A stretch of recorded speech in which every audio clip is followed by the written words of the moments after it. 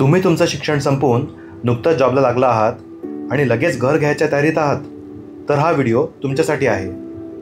काय म्हणताय, स्वतःचे घर नाही घेतले तर आम्ही कुठे राहू?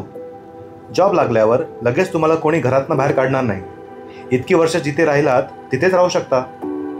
काय, स्वतःचे घर नसेल तर कोणी लग्नासाठी आपली मुलगी देणार नाही?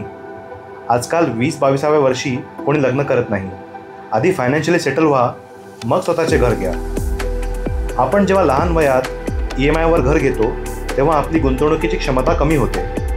तसेच नजीकच्या भविष्यात लिक्विडिटीची समस्या उद्भवू शकते.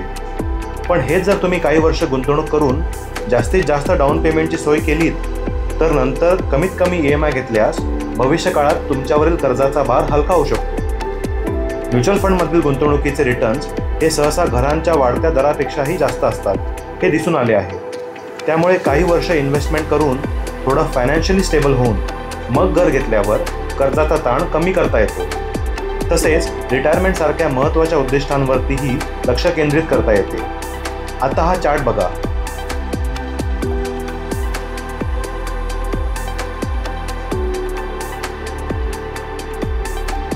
तुम्हाला हा व्हिडिओ कसा वाटला ते आम्हाला कमेंट करून सांगा. थँक्यू.